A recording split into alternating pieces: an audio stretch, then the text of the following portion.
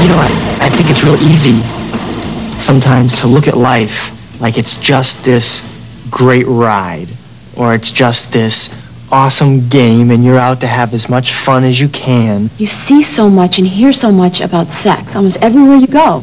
I've heard a lot about condoms and AIDS and birth control pills. The type of thing all over the news, all over magazines, that sort of thing you see everywhere. Condoms are a good message, yeah. I mean, if you're going to have sex anyway, why not use a condom? You see sex everywhere. I mean, in the movies and on advertisements. You have to do it. I mean, but like on advertisements, they show a girl with like a thin bikini, a G-string and everything, and like, I mean, because especially like the beer commercials and everything, they show if you drink this kind of beer that you're gonna get, you're gonna have all these girls and stuff, but really you just turn into a screwball and barf all night. Yeah. Get a hangover and get fat. If I go out with somebody, it's not like, you know, I'm not gonna be interested in that person. I'm just like attracted to their body or stuff. And that's what I want right now. I think most everybody in high school is having sex before they're married because they don't think of it as a big deal as people did before us. But then every place you go, every movie you see, everywhere, it promotes sex.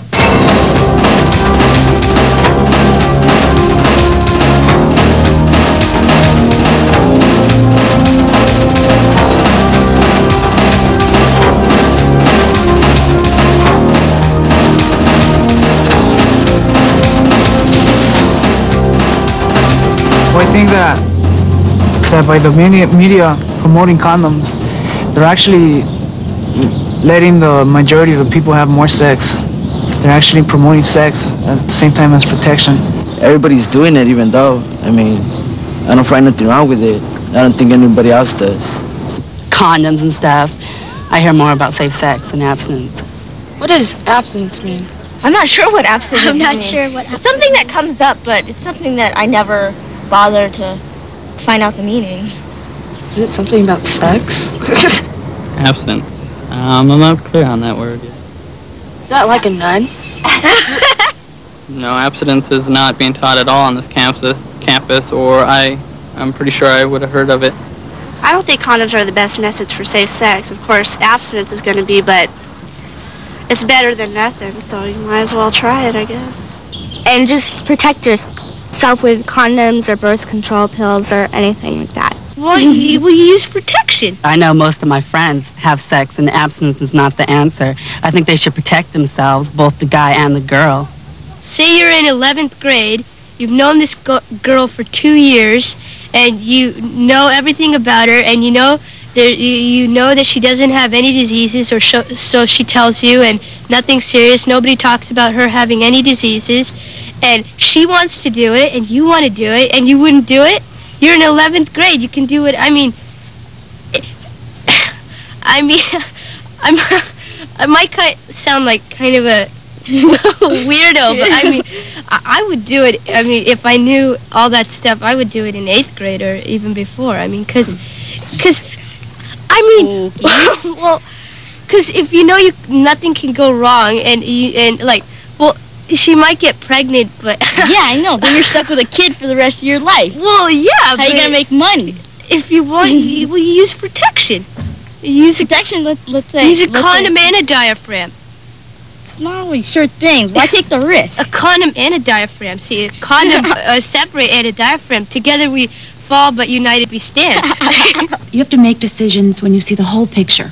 You know, as good as it feels or as good as it seems, you got to think about the whole picture before you make a decision.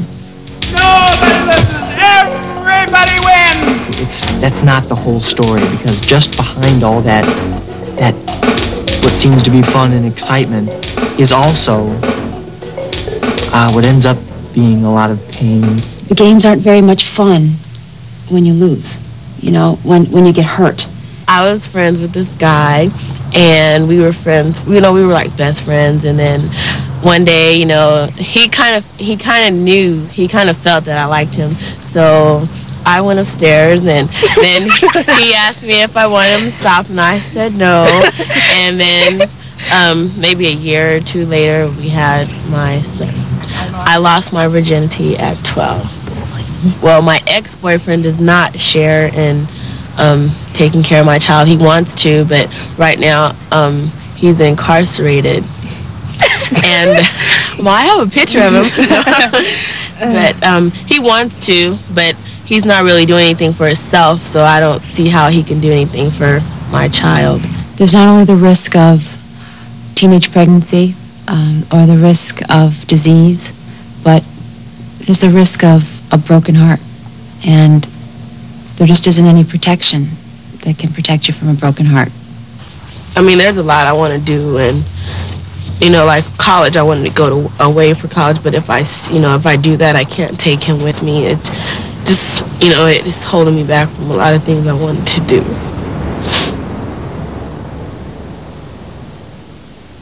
Let me tell you what sex is, because a lot of y'all not saying something because either you're really not sure what it is, or you're embarrassed to say what you think it is. If I had a rose in here and I passed the rose around, each one of you took a rose petal off. For one, it would never make it to the back. But the rose it wouldn't be anything left. And what happens is when you sleep with somebody, you give a part of yourself away. You give it away. And when you as teenagers go, I'm going to sleep with this guy or this girl, and you keep doing it, you're just giving your heart away. And by the time you get to college, or by the time you're a senior, you don't even care about yourself because you have nothing to care about. And you say, well, I might as well just do it because it doesn't matter. It does matter because you are a real person.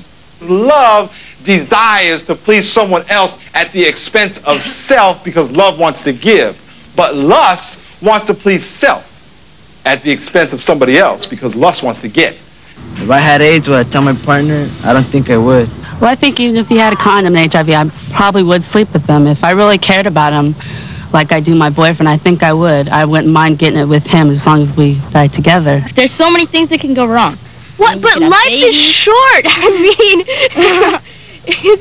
life is short, but if you get AIDS, it's even shorter. It does scare me because there are so many risks with having sex. Kids are viewing sex with a little more fear now because of the fear of AIDS and other diseases. It's not just a thing for other people. It's actually here at school and other places. It's touched home. The whole safe sex thing nowadays, they're like a carnival game. You know, like the basketball free throw or the baseball toss. They're just a jip.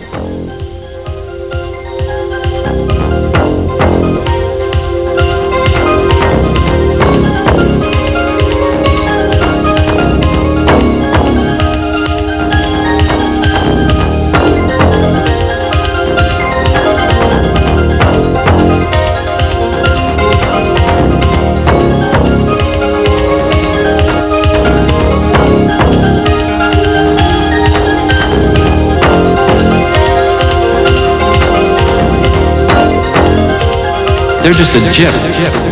The games aren't very much fun when you lose. You know, just a few years ago, there were only 5 sexually transmitted diseases that you had to worry about. Now there are over 20.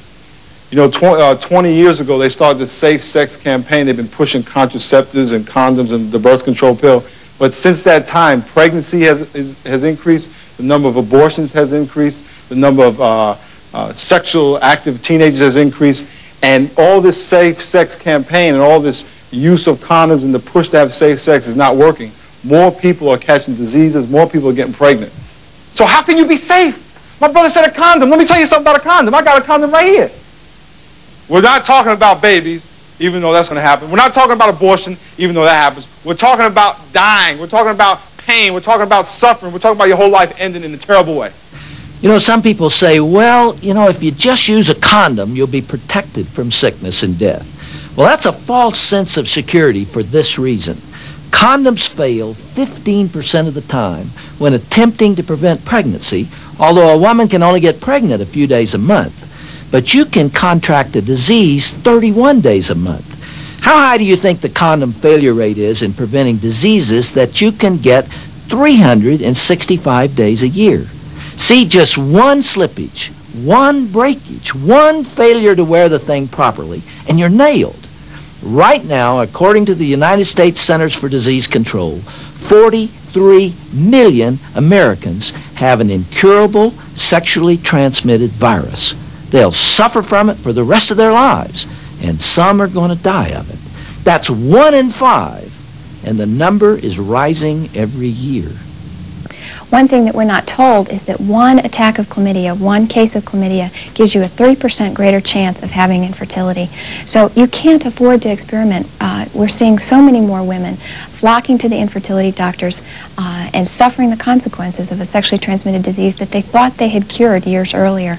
But the scars are still there, both emotionally and in their bodies.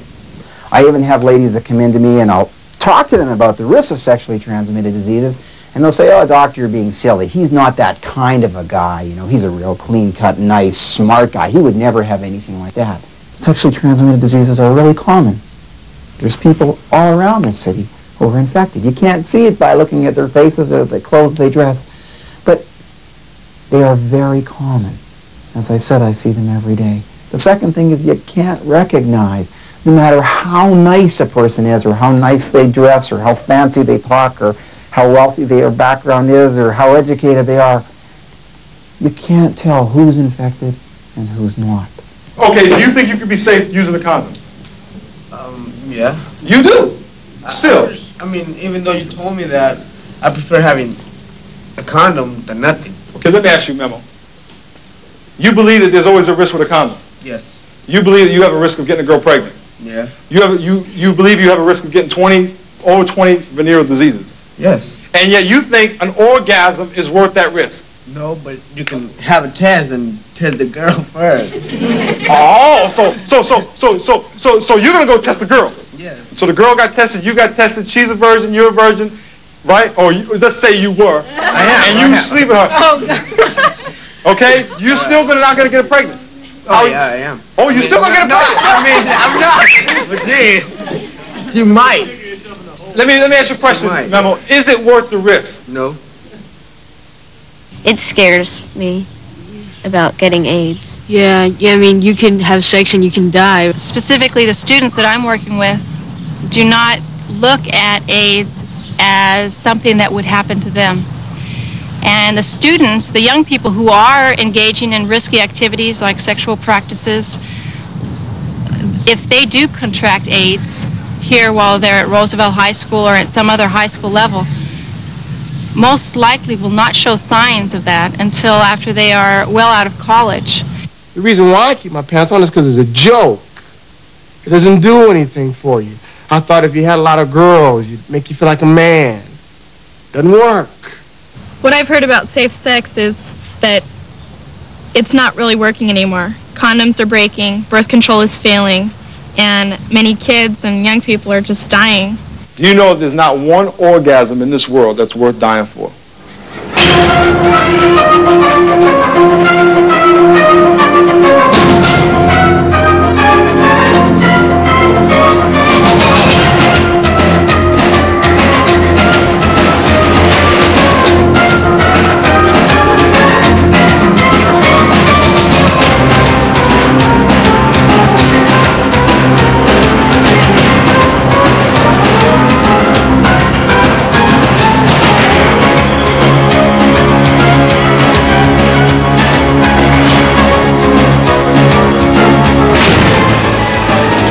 My son and his wife were married for 4 years before they found out that they all had AIDS. My grandson was around 3 at the time.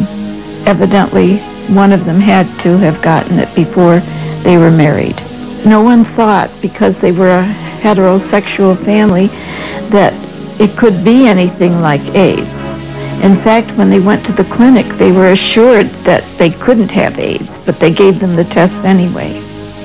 My son had cancer of the liver and of his pelvic bones and in his bone marrow. And she developed cancer of the brain, and there was large lumps